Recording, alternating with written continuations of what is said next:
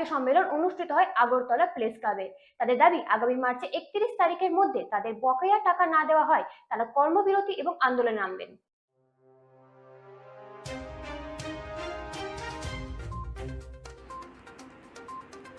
টিএসসিএল রাজ্য সম্মেলন আগরতলা প্রেস ক্লাবে অনুষ্ঠিত হয়েছে। সম্মেলনে তাদের দাবি, আগামী মার্চের 31 তারিখের মধ্যে বকেয়া টাকা না দেওয়া হলে তারা কর্মবিরতি এবং আন্দোলনে নামবে। এই দাবির পেছনে রয়েছে তাদের যুক্তি, শ্রমিকদের স্বার্থ রক্ষা করা এবং তাদের অধিকার আদায় করা। সম্মেলনে উপস্থিত নেতারা জানিয়েছেন তারা শান্তিপূর্ণভাবে আন্দোলন চালিয়ে যাবেন। তাদের দাবির মধ্যে রয়েছে সমকাজে সমবেতন, শ্রমিকদের বেতন বৃদ্ধি এবং নিরাপদ কর্মপরিবেশ। আগামী 31শে মার্চের মধ্যে দাবি পূরণ না হলে তারা আরও কঠোর আন্দোলনের পথে যাবেন বলে জানিয়েছেন। Bureau report, রাতদিন news network. টিএসসিএল এর কন্ট্রাক্টর ইউনিয়নের দ্বিবার্ষিক সম্মেলন আমরা দীর্ঘদিন যাবৎ টিএসসিএল এর কাজ করছি, কিন্তু আমরা পেমেন্ট ঠিকভাবে পাচ্ছি না এবং প্রতি বছরের না যে সম্মেলন করতে হয় তার জন্য আমরা এই সম্মেলন শুরু করেছি। সবাই মিলে আমরা কেন পেমেন্ট পাচ্ছি না তার জন্য আমরা এমডির কাছে 5বার চিঠি দিয়েছি। এমডি আমাদেরকে এখন পর্যন্ত কোনো সদুত্তর দেয়নি। তাই আগামী দিনে আমরা সবাই মিলে এমডির কাছে আবার চিঠি দেব।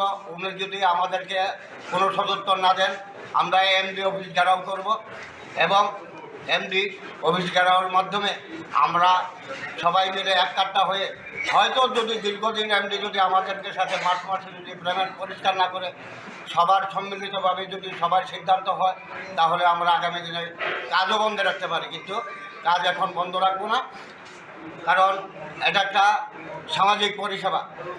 তার জন্য এমডি যদি আমাদেরকে কোনো সুরাহা উত্তর না দেয় তাহলে ভবিষ্যতে আমরা কাজ বন্ধ রাখবো।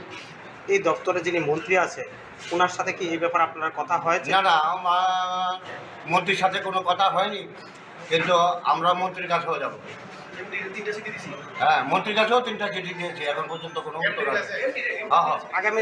আগামী কতদিনের পরে আপনারা আন্দোলনে নামবেন যদি আপনারা উত্তর না পান? 1 মাসের মধ্যে। 1 মাস, 1 মাসের ভেতরে 31শে মার্চের পর আন্দোলনে যাব, যদি আমরা সময় মতো পেমেন্ট না পাই। আপনার পরিচয় আপনার? আমার নাম সত্যপাল দেবনাথ, আমি ত্রিপুরা রাজ্য টিএসসিএল কন্ট্রাক্টর ইউনিয়নের মাননীয় সভাপতি।